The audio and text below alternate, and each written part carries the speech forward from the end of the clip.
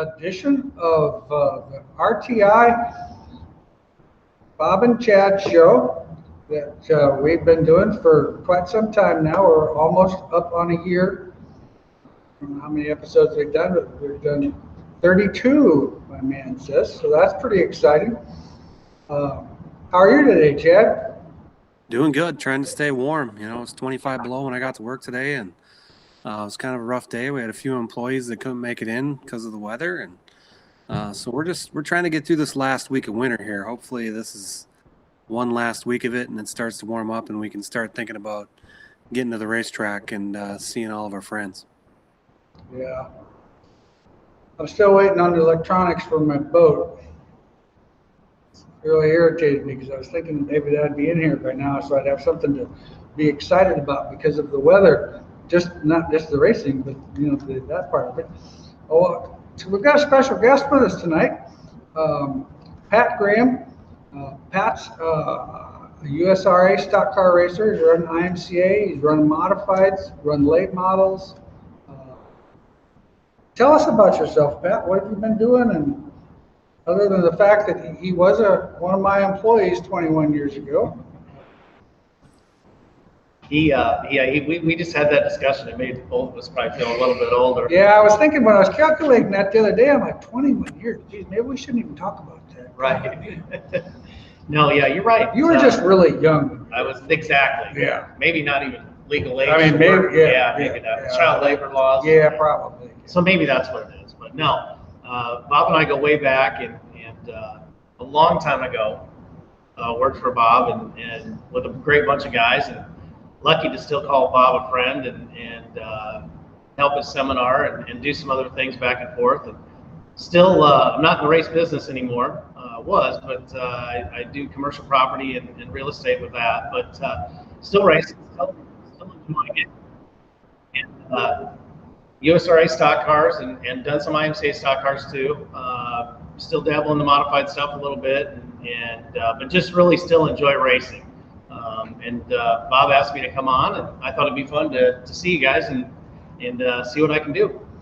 Well, we've got our stock car school coming up here a week from this Friday and Saturday, and Pat's actually going to join us at the stock car school, kind of wanting to add more of a driver's input to part of it. Like we've always got Kelly to kind of go off of in our driver's part of it. But otherwise, like with Chad and Ben and I, we're kind of more on the technical side of it. And I think sometimes, it's just like when Pat first got here, I said, well, one of the things we're going to talk about is the driver's responsibility in this whole deal. And he kind of looked at me a little funny, like, well, I mean, I'm just not meaning like going out there and driving the thing and winning. I'm talking about what you have to do before that, And so that's kind of what our motto is going to be tonight is, from the driver's perspective and what the driver needs to be involved with. I know a lot of today's drivers are the ones that show up with their helmet and Suburban that they just got for their graduation gift or whatever the case is, and race. But what about the drivers that, I know you've done it all. I mean, changed tires, pretty much. And you don't actually go to the racetrack with a real huge crew. I have one. I'm very fortunate. I have Dana Brugman that helps me, yes. and that's a big plus. But we don't have a lot of people other than that come with us. But kind of like we talked before we came on air, and Bob can reiterate more because he's had a lot of driver helping drivers and so forth. But and Chad can talk about it too. But just we want to discuss. Even when Bob asked me before we started on the driver's end, and I kind of had a blank look like, well, what do we have to do? Like, we have to drive the car. But it is so much more than that. And I know even Dana and I have only been together a few years. We've known each other a long time. But just finding that rhythm as to what I want to tell him or need to tell him and what he needs to tell me. And then, just the back and forth that, you can't always see what else is going on the track. One of the big things that I'm not giving out any secrets here, obviously, but using Race Monitor I'm not using it obviously in the car, but Dana is, and you know, and a lot of times, you know, the best thing it can do is you can find out that somebody can say they were the fastest in their heat race, or their car was really good, and we're not going to change anything for the feature. And you know, Dana can quickly tell me, you know, Mitch Hovenden was half a second faster in his heat race right after you. So right away, you can think you're really fast. And then the other version of that is you know, you can have some pretty good lap times, and you're like, we are pretty good with this setup. So that's just one little quick thing that we do a lot of times, is just compare the other heat races and, you know, see where you're at. Yeah, you can feel fast until the stopwatch says you're not. And you're like, oh, geez, now what am I going to do? So, yeah, no doubt. First question, Chad, do you have a 5-inch spring cup kit, or do I have to buy each piece? If so, do you have a part number for the short and the drop cup? I'm assuming he's meaning with the bolt and everything. Yeah, so we have combination part numbers for our old school spring cups, but not the new OD grab. So if you're referring to the new OD grab stuff, that is all a la carte. So you need to order the cup and the screw jack. So the short cup part number for the OD grab is a WM485S, and for the drop cup is a 485D, and then you would order your whatever 4, 6, 9 or 12-inch screw jack to go with that, which they're all a 288, and then the number, so 4B for bolt, 6B for bolt, 9B.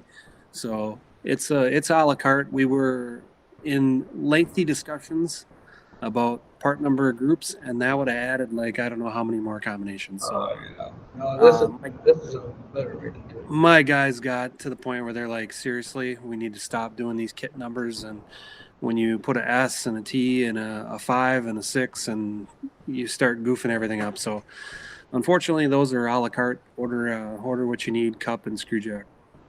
Well, I like it that way from the vendor's side of it, because then when the guy orders it, you can ask what bolt length do you want, so you can send him the specific. You know, a lot of times we were just stocking the 6-inch for the right front of the old style drop cup. Well, and some guys that 6-inch wasn't enough, and so then we'd have to send them a bolt and then get that bolt back. And this is just so much easier. Right. Chad, is in one of the previous videos you mentioned not to use a ball joint checker for setting caster. What is the inconsistent with doing it that way versus the old bubble gauge at the end of the rotor? So when you're on the rotor would be camber. Putting it on we thought you could put your little digital, like you got there on the counter. You got your little digital angle finder there? Yeah, so we thought you could put this on the spindle on our spindle checkers and check caster. But it was pointed out to me from an engineer that actually those little digital guys have a gyro in them. That's how they know the angle. Well, when you take that and you go at an angle backwards, but then also the inboard angle, it gets lost and it doesn't know where it is. Oh, yeah. So you're not getting an accurate number. So really the only way we can check caster now is with an old school caster gauge and do it the right way. That was really easy and really convenient and was going to make life so simple. But unfortunately, those are a gyroscope. So it's some sort of little ball in there. So that's how it knows the angle. And when you tip that multiple directions, it's lost and doesn't know where it is. So it's pretty easy to check that. You can take it and you can tip it on a flat table and then rotate it, and you'll see that the number isn't the same. So we no longer recommend doing it that way. Well, it's like setting this on a round trailing arm. You're kind of moving around back and forth, and you're getting multiple numbers, and you're kind of like, okay, where's that thing going to settle in it? Yeah, they really only work when they're perpendicular to the world, and we're working on a tool that's going to fix that problem. So stay tuned. Okay, so all of you just heard that. Another new thing that we need to keep bugging Chad about. What is this new thing that you're working on? Sean, Pat, it was great to help back in the day when you were at Harris Auto Racing. Yep, I remember, Sean. Number 15, I think. Yep. I might be correct. Hopefully. I think you're right. I'm not good with numbers. I used to be good with I'm not good with numbers. So anyway, back on this driver part of it, we talked about, well, and then did you see where my boy finished the other day? Brett, Yeah. in the trucks? No, he didn't Bush. do too good in the truck, but in the Bush. nationwide series here, I ran second. Yeah. He said it was pretty nice to have horsepower this year. They got ACR engines. Cool. He said the car worked really good, and he was pretty tickled with his finish because that's his first decent finish. The restrictor plate tracks have not really been his strong suit. He's just never seems to have the luck that it needs to have when it comes to a restrictor plate. Question, Chad, in a previous video you touched on the spring tables on an asphalt car. Could you elaborate more on this? I run a modified with a 602 crate. So spring table doesn't know what car it's on, doesn't know if it's on asphalt or dirt. The spring table works the same. It's basically when you're modified on the rear, go back to my cool drawings here that Billy made me. Which one do I got there? So this one's higher on the right, so this is bad. So spring table is measured from the ground to where it hooks up on the chassis. And when the right side is higher than the left side, that is bad. So it has to roll over the top. When the right side is lower, then it rolls easier over the top. So, and when they're the same height, that's kind of a neutral atmosphere. In the front, when you're on a screw jack style car, then it would be like on the front of your modified, it's where the screw jack is. So in a fixed member, it doesn't know where it's connected to the chassis. It only knows the tip of that screw jack. So this is actually a sport mod cup, but in a front swivel cup, if you have a top bearing cup like this or a drop cup, which I don't have one up here, but if the bearing's lower, then that's the spring table. So when it's, oh, look at Bob's got one. Attaboy. So when that pivot point or that ball is lower on the right front, that induces roll onto the right front, and when the right rear is lower than the left rear, that induces roll. So that's basically spring table. Jeff, the bearing is a 165 BO.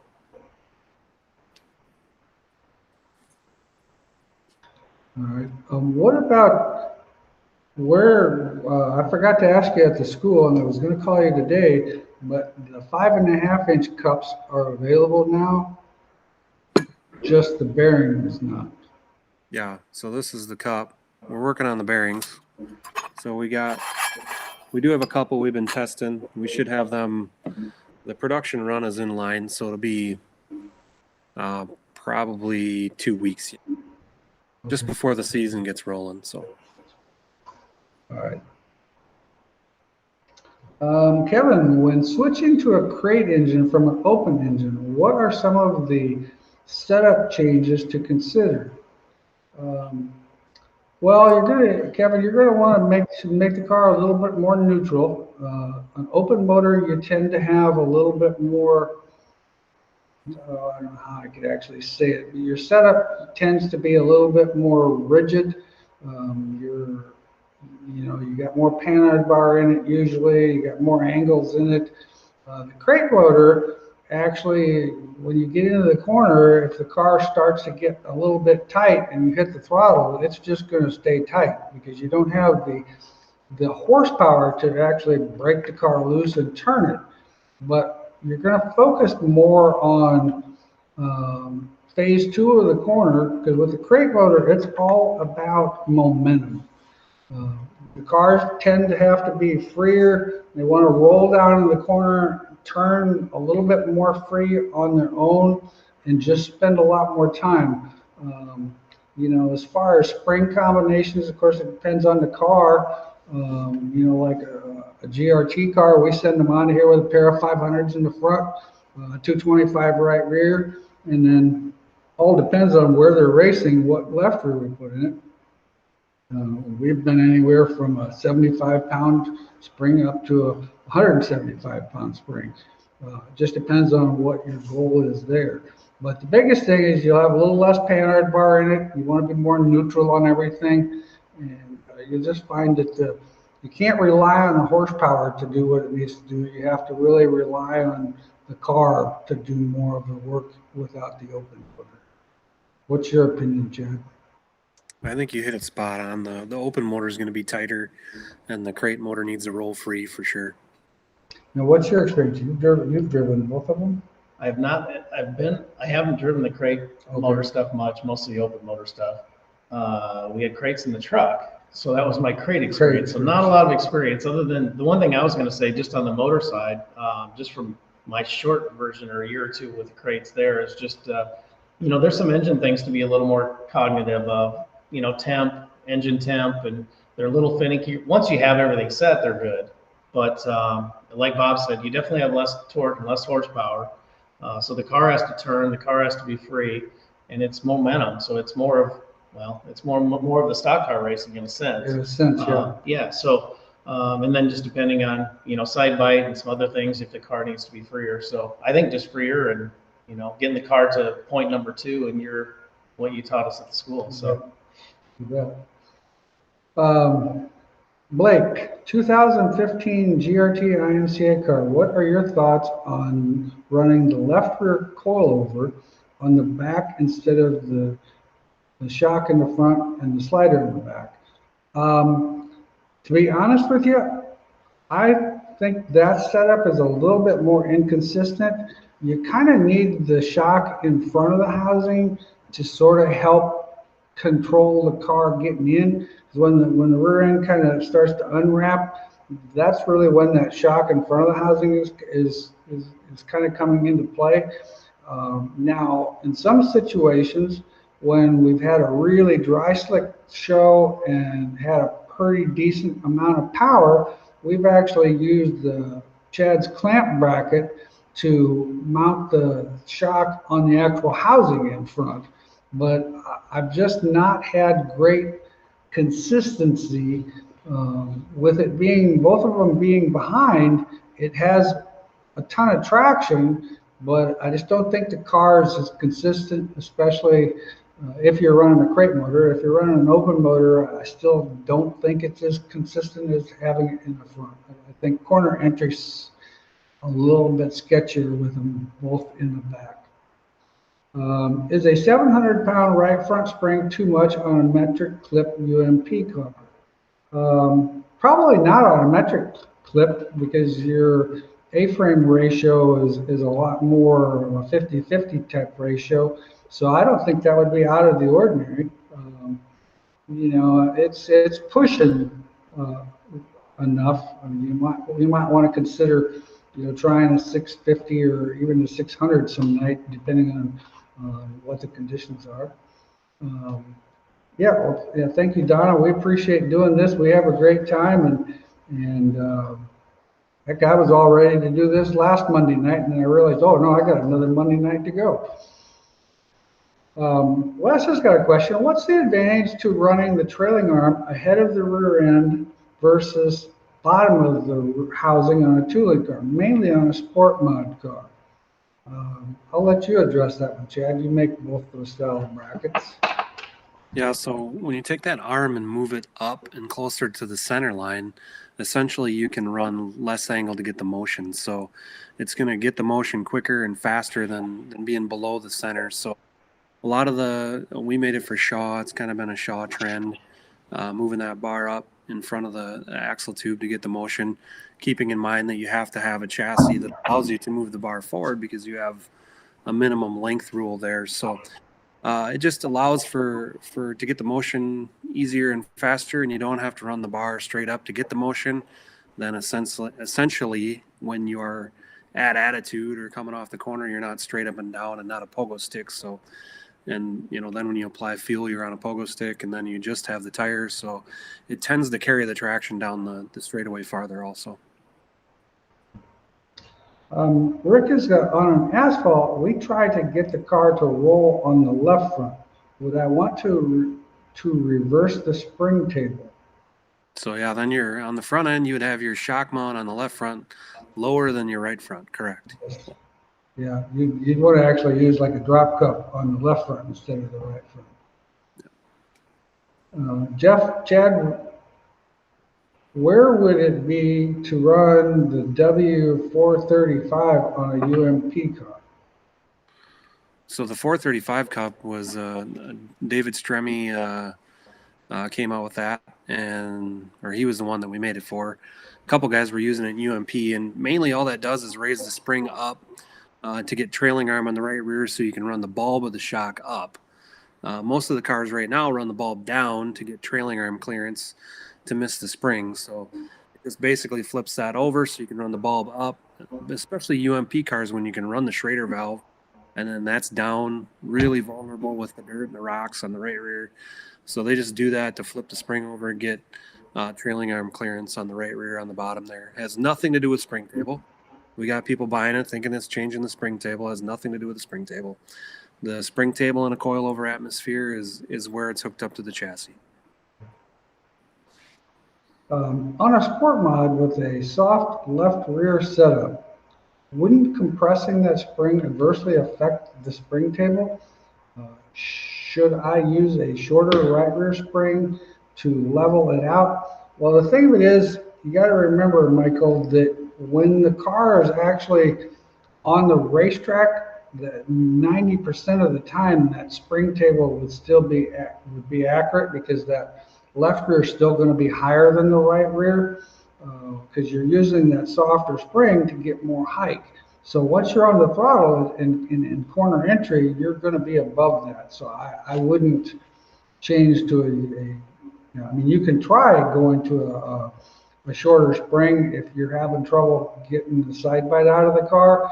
But I kind of think with that setup, and then if you drop the spring on the right, I'm afraid that might start to be getting difficult to drive. I'm afraid you'd be hooking the right rear with side bite, and then you're loading the left rear with spring, and when the car's going to go in, it's going to be tight, and then you hit the throttle, and it's going to be throttle tight. And I think it might be a little finicky to drive.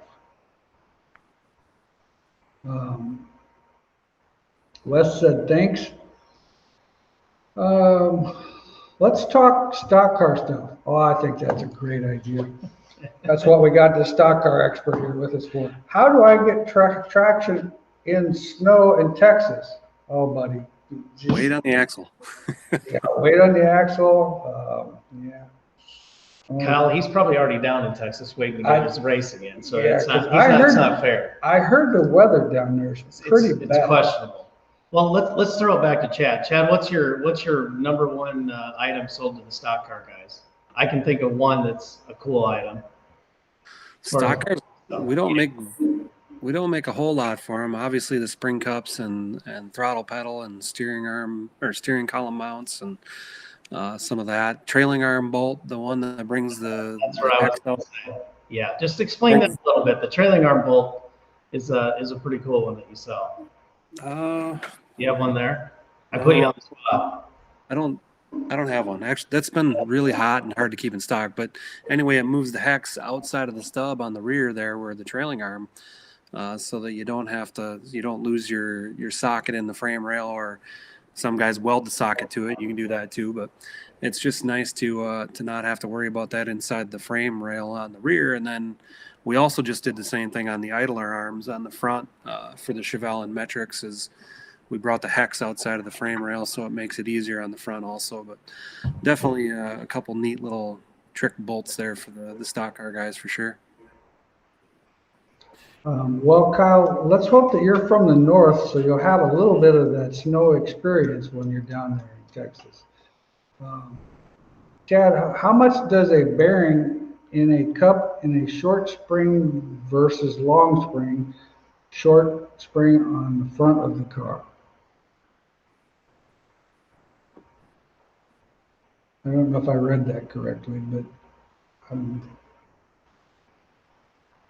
So yeah, I'm not. Yeah, might need a little more intel there. He's wanting to know is what the advantage of the bearing.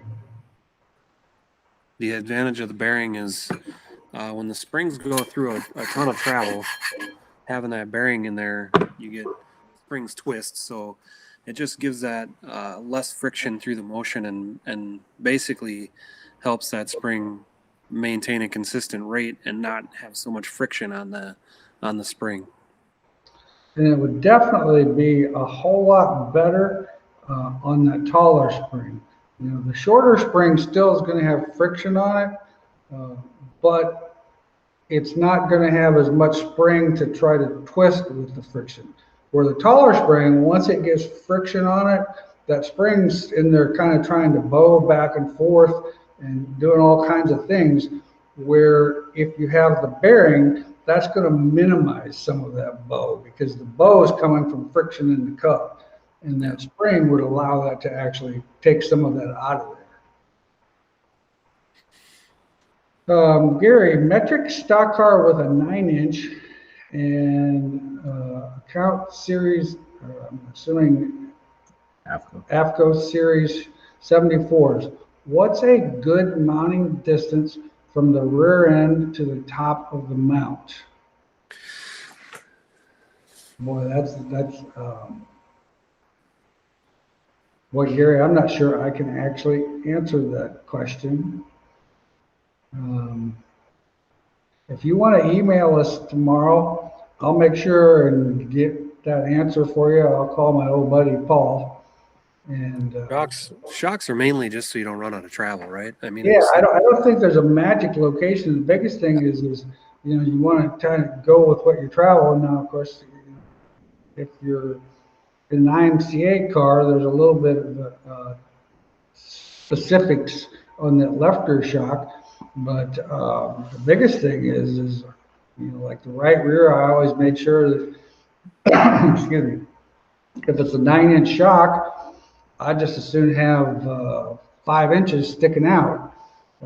Left rear, usually it used to be about the other way, you know, having only about 4 inches sticking out because the left rear, when it rolls, you're going to need more shock there.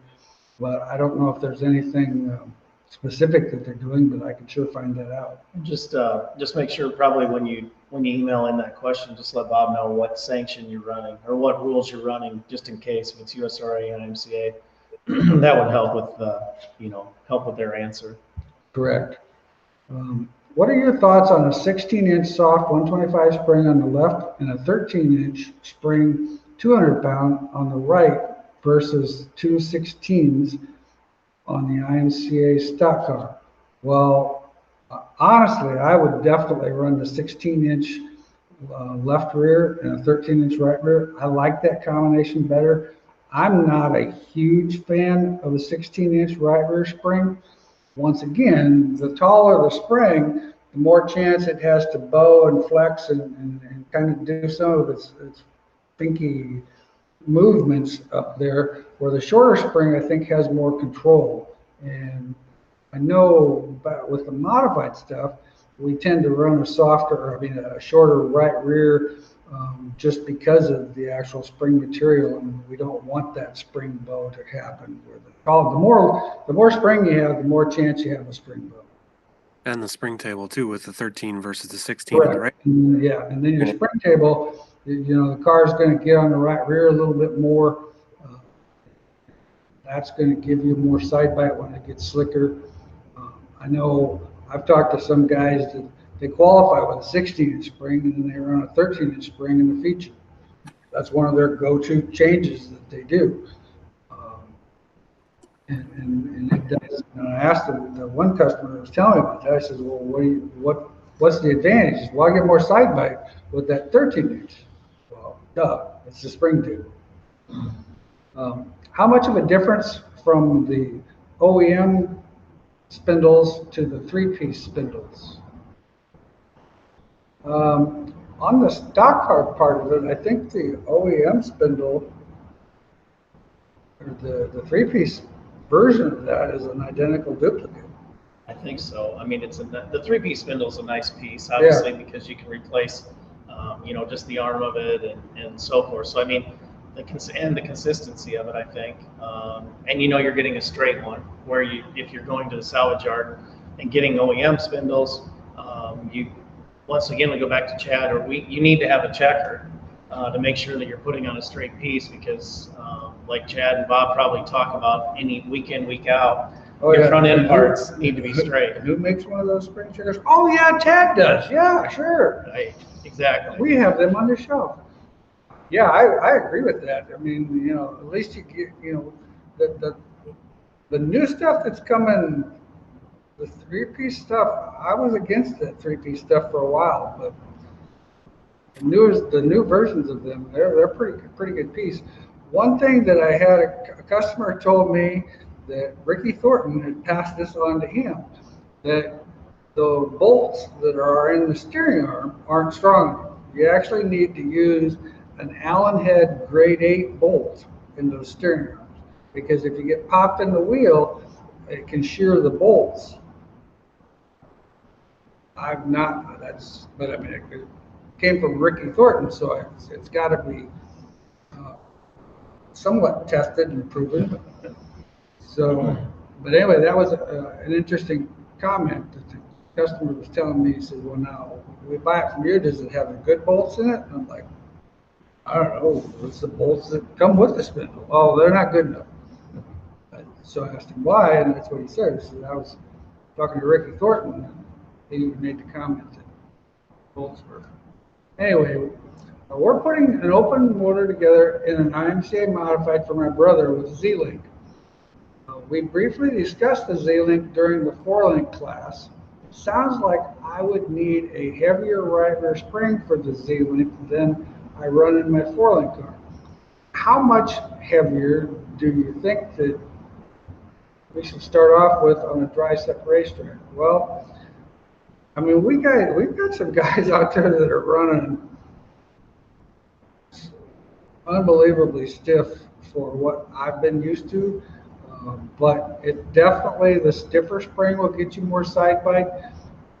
Without that, with it being on the Z-Link, the car, you're not going to have the upper link holding up the car, or it's also not going to be loading that spring. So in that case, since it's not loading the spring, I'm not super sure I would go a whole lot heavier.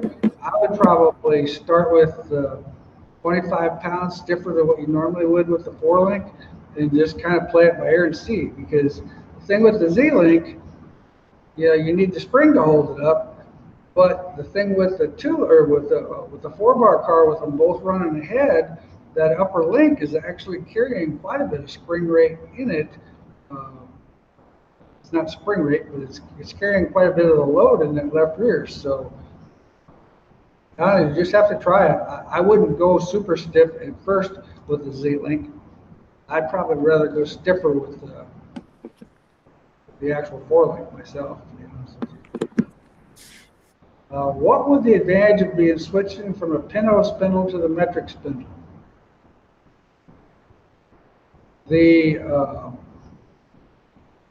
Well, the big advantage is you don't necessarily bend the spindles.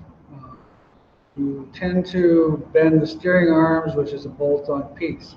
However, this is not something that you just bolt on. It takes different ball joints. The heights are different. So you would definitely want to talk with your chassis builder. You're probably going to need different lower ball joints in the car, because just how the center works with that to get the roll center and everything right. It's not just a complete bolt-on replacement. Focusing on the left rear, how do you decide between moving a bar up or down versus lengthening or shortening it? One is bite and the other is timing, but I don't know how they're correlated. Well, first, I would go to lengthening or shortening it would be my if I'm going to adjust something, I'm going to adjust the length of it first, because I'm not really changing timing. I'm actually just changing where the wheelbase is in the car. So the car is going to react to that change pretty easy. When you start changing heights, like raising the left bar up or whatever, then you're running into the fact that you got to be careful so it doesn't cam over, because you have too much angle in it. You're not running zero indexing bird cages. So I would start with length.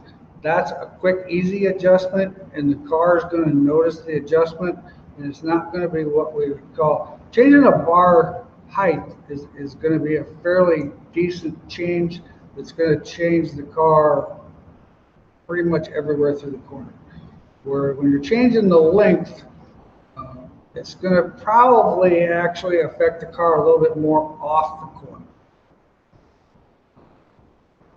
What's all the hype on that left rear, light left rear spring in a stock car? The car that should have won Boone was on a 275 left rear. Well, Cody, I trust me. I'm with you on that because, in fact, Pat and I were talking about that when he first got here tonight about sometimes going back a couple of years and some of the old good old standard setups that make the car a lot easier to drive will help you a whole lot better than having a car. And the thing of it is, the guys that are running at soft left rear spring, there's way more to it. I mean, it's a total package between the shocks, the springs, and the right front and the left rear. It's a total different package, so it's just not something you can totally change. But you're right, the car that should have won, wouldn't surprise me about that 275 at all. On that type of racetrack, with it being that slick and stuff, not having all that movement probably would be a good idea. Sport mod. If I mount the rear brake calipers at 2 o'clock on the left rear and at 3 or 4 o'clock on the right rear, will that split affect anything? Will it react like an A-mod with the brake floater and keep the car hiked up? Or is it better to make sure that they are mounted the same? Well, I'd recommend mounting them the same, but it really doesn't matter. You can mount one upside down and one right side up, and the car's not going to know where those brakes are mounted. All they're doing is trying to stop the car. Wouldn't you say, Chad? Yeah, the only time it affects motion is when you have a device hooked to it, like the brake floater, when you have the arm from the brake floater to the chassis and it's transferring the force through the arm, or when you have the brakes hooked to the suspension cage. So in a clamped up atmosphere, that thing could be at 12 o'clock and the left rear could be at 6 o'clock. All it's going to know is you're trying to slow down the car. Chris, would you run the 5-inch spring on the stock car with the bearings on both ends? Go for it, Chad. Yeah, so that's the great debate. Do you want it on both sides? And you can put it on the top and the bottom. You're just going to really want to be careful with that bottom one, getting it wet, washing the car, getting dirt in there. You're going to really need to babysit the bearings for sure and make sure they're clean, because we've had some stuff that come through the schools there and was pretty rusty, and it's definitely going to increase the maintenance on your race cars. But there's no doubt that top and bottom is better than just one. But one's really all you need when that spring's twisted the motion. One's good enough, but if you want to run two, there's no harm in running two. It's just going to be more maintenance. Hopefully you can see this well. You got all rusty there? I got all rusty here. This bearing actually does not work because it's so rusted. The bearings itself are so rusted. Hopefully you can see this. The bearings are so rusted because it just didn't get a lot of maintenance. And it was one of those deals where, and the thing of it is, this could have happened in 1 or 2 nights. I mean, with the bearing being in the bottom and you're washing it and water's laying in it, it's just an animal for rust. I mean, it's telling you to do that. Now, if I had the time with a stock car, the advantage of running on our modified stuff with a slider, it's a double bearing anyway. It's got a bearing on the slider, then there's a bearing inside the cup besides. So I'd run them both, but you're going to have to lube this thing every day. I mean, it's going to be like doing a tire. It's just one more thing you're going to have to do. So, Yeah, and if you're coming loose on the left rear, you don't want to run the bearings. no, If you're running a stiffer setup and you're coming off that left rear spring, you really don't want to run these Torrington bearings, because when they slam down, you're going to probably crack them little washers, and it's not going to be good for lining those back up. yeah, they need to have consistent load on them, because otherwise, if they're banging back and forth, it's just going to shatter it.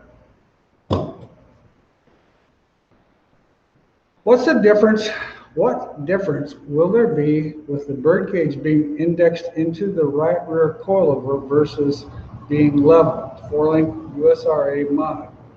Well, keep in mind, indexing into the cage, all that does is make whatever action is going to happen actually be sooner. It's kind of like, if you're at an angle and say this is my spring, if I'm already upward, it's easier to go up. If I'm flat, it's going to be a little bit more to try to lift it up. What's your opinion on that, Chad? Yeah, for sure. So the clocking of the cage on the right rear or the left rear is simply timing out when you build that spring rate or stiffness through the suspension cage. So there's a lot of guys that'll run it level, and then they'll put index in when they want to be have more rate basically going into the corner sooner. So definitely a timing thing that can be tuned for sure. Everybody has their ballparks, and we recommend 0 to 1 on the right rear and left rear, 2 to 5 into the spring. So, but it's definitely something that guys tune. And when you get to the point where you can feel that, a couple degrees is a pretty good swing there on the index on the right rear on corner entry for sure. Yeah, because when, if you were to go flat, it would just take a little bit longer for it to load. So you might not have that time. Jason is backing up the theory on the bolts are definitely an issue in the 3-piece spindles. So it's good to know. Like I said, I didn't know that. And thank heavens, that's good. Harvey, on your stock car program, what areas of the setup are key for you? I'm going to let you answer that one, Pat. That's a broad question. It is, But broad. I think I'm going to go back to a little bit of the seminar, and I think you brought it up a lot. But I think the key to the stock car is the same as any other racing program. I think it goes back to maintenance. I think getting the car back to a consistent place every week, whether that be scaling it, checking your shocks, and any other maintenance, the engine, chassis, and so forth. I think that's probably as far as the setup, just having it consistently done and doing your maintenance is probably at the top of my list. Well, this is a prime example. Having this to do what it's supposed to do, and there's no possible way it can do it because it's all rusted up. And I know a lot of times, and that was one of the things that was mentioned in our last school, that people felt that I maybe spent too much time on the maintenance part. and maybe I did, but it's kind of my old school thing, doing this for 40 years and having the same questions asked fairly frequently, that it's all about the maintenance thing. If you spend the time doing the maintenance, I don't care what that $500 or $400 or $300 trick part was you bought. If this part's on your car and it's not doing your job, that other part's not really going to help. I mean, it's going to, if you're buying it from me, it's going to help me. If you're buying it from Chad, it's going to help Chad. I don't know it's going to help you much, but whatever. That's just, I got to be careful because that maintenance thing's a little bit of my deal. I try to drive home on because it's such a key factor. When you talk about making a 1/4-inch change in lead or trail, is that at the trailing arm or at the wheel? It would be at the trailing arm. A lot of times one turn on a trailing arm bar is 1/8 of an inch. So a lot of times if I'm working with a customer and he said, the car's really, really good. I just wish I could get off the corner just a little better. Well, we go through the fact that, okay, well, when you're going into the corner, is everything good there? And, yep, it's good through the middle, yep. Then I'll actually put a turn of lead in the car, and I'll only go 1/8 of an inch. Because believe it or not, 1/8 of an inch, which when that thing is rear steering 2.5 inches, you wouldn't think that would make a bunch of difference, but it really can. I mean, it's how sensitive these cars are today. So, but in your original question, that is measured as the trailing arm. The bearings need to be lubed. Yes, they do. Okay, thanks. On a 3-link Pro Mod, is it always best to level the cages, or can you index them? What is your opinion? Do you know what a Pro Mod is? The 3-links are clamped, so you're not going to index that cage because you're affecting the pinion angle. So generally, when we're talking about a 3-link car, we set the cages basically level, and then with 7 or 9 degrees of pinion angle, so that when you make a bar change on a 2-link car, then you can adjust the trailing arm and get that cage level. Then you know that after you make that bar change, that your pinion angle is right. So there is no indexing really on the 2-link cars. Yeah, it wouldn't affect anything. Okay, Chad, is part number WM251-5A tall enough to use with the Torrington bearing on the older style ID drop cup? Seems to be shallow.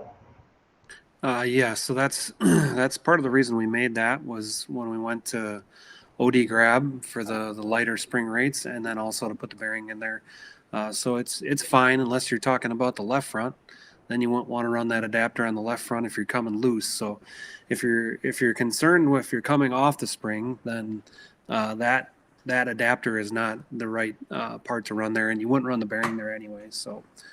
But it will fit on the other cups and is tall enough if you're staying in tension at ride height and throughout your travel. Oh, and tonight's hat is compliments of my friend Laurel, and out of tribute to our good old buddies in Boonville, Indiana.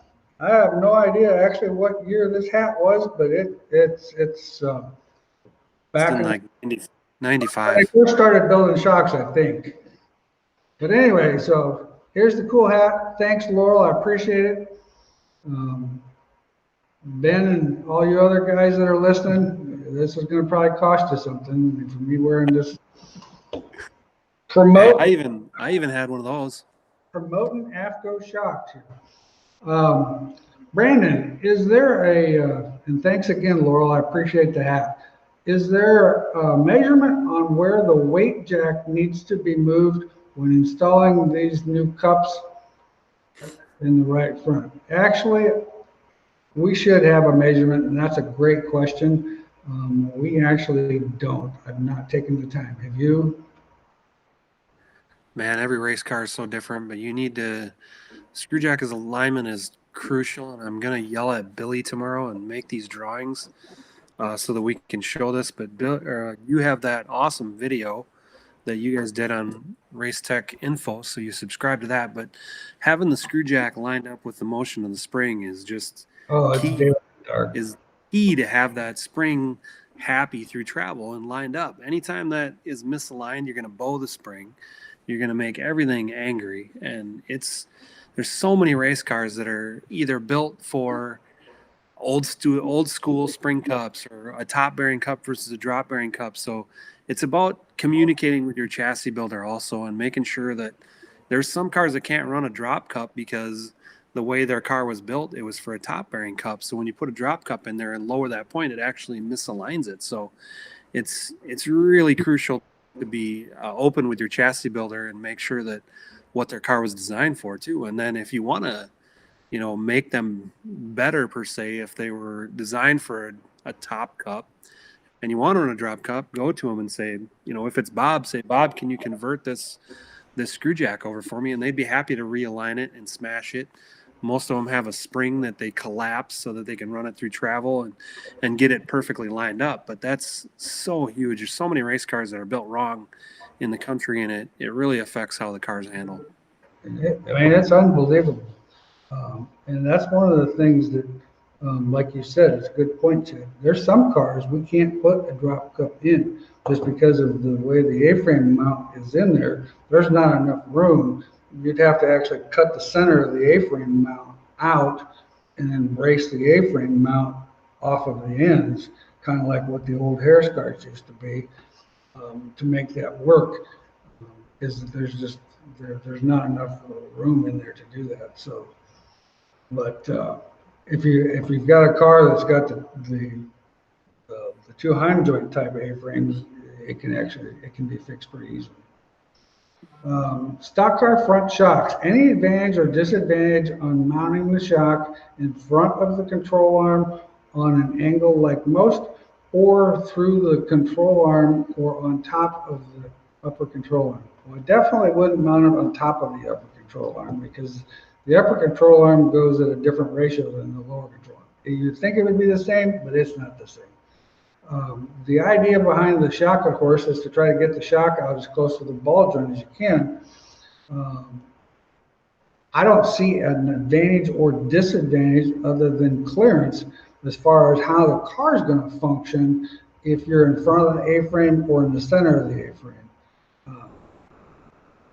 I don't see that being a big deal, but you definitely are going to want to have it so that when the shock, if at all possible, when the car rolls, you want it, it's kind of like the spring. When the car rolls, you need to be rolling directly into the spring. Well, the shock's the same way. I mean, if your car is rolling at this angle, you don't want the shock at this angle because then it's not rolling into the shock. So you definitely want to have them at an angle. Paul Berger, ask Chad, hey, since we got you on here, Paul, what was that question I was going to call Paul about? Remember?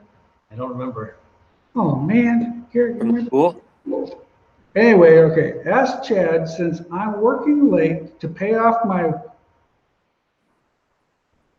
Where's Bill? Where's Bill? Is If Bill you're running a left rear jacker bar, what angle should it be? What the hell is a left rear jacker bar? 47 degrees. It's a joke, Bob. Okay, I was going, okay, I can't wait to ask more about this. Have you seen a jacker bar? I've never seen a jacker bar. Way to go, Paul. You got me. I was sitting there going, because I told these guys, I said, I need to know more about these stock cars. I mean, they look relatively simple, but they're starting to look not so simple. And so I need to be paying more attention. There are a lot of bars in Wisconsin. That's maybe why Chad knew the answer. There you go. That's very, very possible. Just a second here. Nope, that's not it. Oh, this is it, the metric. So Paul, since we have you on here, metric stock car with a 9-inch and AFCO 74 series shocks, what's the good mounting distance from the rear end to the top mount on a stock car? So, and we'll wait. We'll wait for you. Type that in there quick. Yeah. You're funny, Paul. I can't wait for a week here. Burger, no, I'm not going there.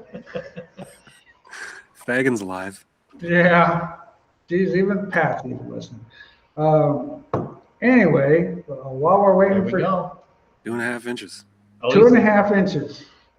Now, is this a joke or is this for real, Paul? He's talking from the distance from the housing out from the. Oh yeah, that makes sense. That's thinking that's where he's going with that. That makes sense. Come to Shawano, Wisconsin. I'll take yous to the bar around the lake. Use guys. Speaking Scotty. Yeah. They make famous fishing rods up there in the great state of Wisconsin. I actually got one to be here day after tomorrow. Did you order a St. Croix? Yeah, well, I actually have 3 of them already, but I got another one coming. Attaboy. They just came out with a brand new one that's not going to be out until the middle of March. I can't believe how you are really getting into fishing. This is unbelievable. Well, I can't wait to go fishing. I got to have something to kind of regenerate my brain. Anyway, distance down is 4.5 inches. Good job, Paul. I appreciate that. Can't wait for a week and a half when we get Paul up here. We had a great time at the stock car school, I tell you. And that's what I signed up for. Yeah. Oh, you'll fit right in. Yeah. Track and him. Oh, yeah. It was great. Anyway, can you explain the effects of running more caster in the right front in relationship to building traction? Well, Travis, what it does is, of course, when you counter steer the car with a little bit more caster, and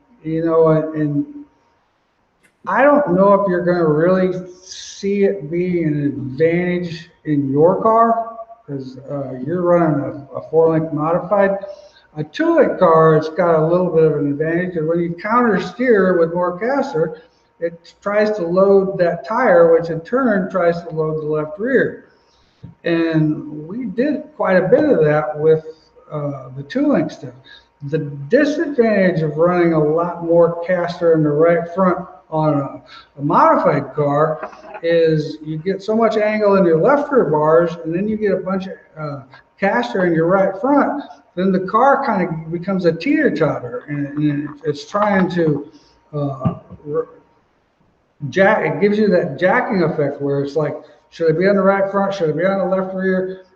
Back and forth. So it can take a little consistency out of the car if you get too much. If you add a degree, it's not going to make a lot of difference. But, some guys believe that if you add 1, 2 should be better, and hell, 3 is going to be great. And that might be too much. Anytime. You have a great time down there in Texas. Make sure you take your snow clothes with you, Pat or Paul. My daughter's in the southern part of Texas, or my granddaughter's in the southern part of Texas now. And she was in Syracuse where it snowed all the time. So she moved to Texas. I'm like, look at what those poor people, you brought all this with you, this bad weather. What heck? So, hobby stock recommendations, getting the car to turn in the center. Like Cody, I wished I knew more about hobby stocks. It's kind of the same general thing. Can you help me on that? I think so. I mean, the simple and the obvious would be to turning in the center would be a lot of things we've talked about in other classes and in the mods and everything else. Adding more stagger obviously is a simple one that a hobby stock guy can do, but he's on a set tire, so maybe he can't. And the other thing would be depending on if it's like an IMCA hobby stock or if it's, more of an outlaw where they have weight jack bolts. So, I mean, and then if they can have lead on the car, if they can't, there's quite a few things to get that answer to be correct. But, those kind of things, stagger, if you can do it, and some other things like that would obviously help the car turn through the center. And maybe less rear percentage, which would mean running less fuel, just things as simple as that. Well, and that's one of the things that with having Paul at the school next week in 2 weeks, and Kelly, both of those guys have worked with some of the hobby stocks, and that might be a good idea. I was thinking when you said hobby stock, Cody, that you were meaning IMCA. You can't run lead. I hate to say it, I'm not trying to promote business here, but shock absorbers. Being able to do some of the things that you can do within the rules in the shock absorber area can be a pretty big help. We had pretty good luck with some hobby stock guys last year, and I felt that some of those things made their program a little better. So we're at 8 o'clock. No more questions. Anything else, Chad? You'd like to mention or anything? Man, time flies when you're having fun, huh? Yeah. Yeah. So did a product drop today. We can show that real fast. But these are a couple new little body mount tabs that were hood pin mounts. One was a Paul Berger innovation, and the other one mounts with a 1/4-inch bolt, and one has a 5/16 male thread on it. So a couple different options there for mounting hood pins. The marketing team dropped that today, and We got a new marketing team here, so we're doing kind of what you do with the winners, and we've started Weirsy's Winner Wednesday, and we want to know when you win races. So if you win and you got our decal on the car and you're using our products, the marketing team, they'd really like you to use that hashtag when you win, and maybe we'll feature you, and if we feature you, maybe you get some cool products from us. And so we're really making a big push in the marketing side of it and having some fun. We just did a post about the scrap, how much scrap we produce here in a week last week that had a lot of comments. We had a lot of fun with that. So we actually produced 5,418 pounds average the last time we went scrapping of chips a week. So it's pretty cool what happens here on a daily basis. So follow us on all the social platforms and do the hashtag Weirdly Winter Wednesday. So that's about all I got. So if you don't have any decals, I got Weir's decals here for you, Pat. I'll definitely dig some up. Oh yeah, he just explained it to us, no doubt about that. Well, we got time for one more question. Advantage of One more. What? Two more? One more and we gotta go. One more. We gotta go. Advantage of long or short lower trailing arms on a 4-bar car. When you start talking about longer or shorter, you're just basically, once again, you're talking about how things react. The shorter bar is going to react quicker. The longer bar is going to react a little bit lazier. So the short right rear bar, the lower bar is definitely going to react quicker. If you're running a short racetrack or a small racetrack, that might be a good idea.